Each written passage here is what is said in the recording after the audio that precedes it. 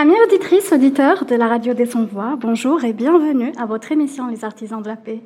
Cette semaine, la radio des Sans-Voix vous a choisi le portrait d'Aimé Césaire.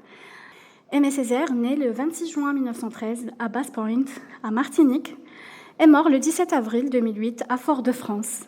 À la fois poète, dramaturge, essayiste et biographe. Fondateur et représentant majeur du mouvement littéraire de la négritude. Anticolonialiste résolu, il mène en parallèle une carrière politique en tant que député de la Martinique et maire de Fort-de-France durant 56 années consécutives de 1945 à 2001. C'est moi la voix. Non, c'est moi la voix. Non, c'est moi la voix. Nous sommes la voix. Nous sommes tous la voix des sans-voix. Aimé David Césaire est né le 26 juin 1913 dans l'habitation Emma. Il faisait partie d'une famille de 7 enfants. Son père, Fernand Césaire, était administrateur, gérant d'une habitation à Basse Pointe, puis, après concours, nommé au bureau des impôts comme contrôleur des contributions. Et sa mère, Éléonore Hermine, était couturière. Son grand-père paternel, Fernand Césaire, après des études à l'école normale supérieure de Saint-Cloud, fut professeur de lettres au lycée de Saint-Pierre et le premier instituteur noir en Martinique. Et sa grand-mère, Mamie Nini, du Lorrain, contrairement à beaucoup de femmes de sa génération, savait lire et écrire, attitude qu'elle enseigna très tôt à ses petits-enfants.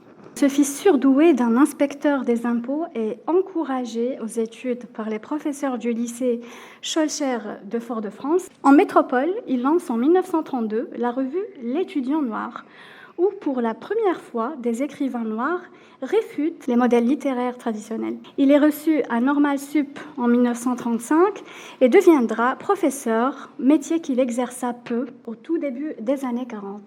Il rencontre le Sénégalais Léopold Sédar Senghor et publie en 1939 son recueil « Cahier d'un retour au pays natal » où apparaît le mot « négritude ».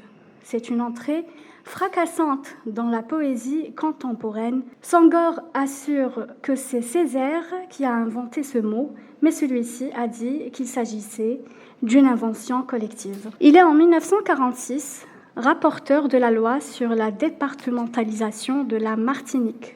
En 1957, il fonde le PPM, un an après sa démission du Parti communiste français qu'il avait rallié après la guerre. Aimé Césaire a écrit des pièces comme La tragédie du roi Christophe en 1963 ou Une saison au Congo en 1966. En poésie, il a signé Les armes miraculeuses, Soleil coup coupé, Corps perdu, Ferment, où il a aussi été essayiste et polémiste avec son discours sur le colonialisme. Cri de révolte contre l'Occident ou Lettre à Maurice Thorez. Divers hommages lui sont rendus à la fin de sa vie. En 2006, des admirations créent une association intitulée Institut Aimé Césaire des lettres et des arts des Amériques et de l'Afrique. Et son nom est donné à l'aéroport de Fort-de-France. Après avoir refusé fin 2005 de recevoir Nicolas Sarkozy, alors ministre de l'Intérieur, en raison de la colère suscitée par l'article de loi reconnaissant le rôle positif de la colonisation, Aimé Césaire le rencontra finalement en mars 2006. Il était lauréat du Grand Prix national de la poésie en 1982 et du Prix des poètes de la SACEM en 1995, indicative s'approchant parfois du surréaliste. Maire de Fort-de-France de 1945, il n'avait que 32 ans à 2001, député sous différentes étiquettes PCF et apprenti PS notamment, de 1946 à 1993. L'ancien président du Conseil régional de Martinique avait quitté la présidence du Parti progressiste martiniquais en juin 2005. Le poète martiniquais, mort à l'âge de 94 ans, c'est l'inventeur du concept de négritude et a été le maire de Fort-de-France de 1945 à 2001. Le Martiniquais Aimé Césaire, décédé le 16 avril à l'âge de 94 ans, a consacré sa vie à la poésie et à la politique. Il était le père du concept de négritude.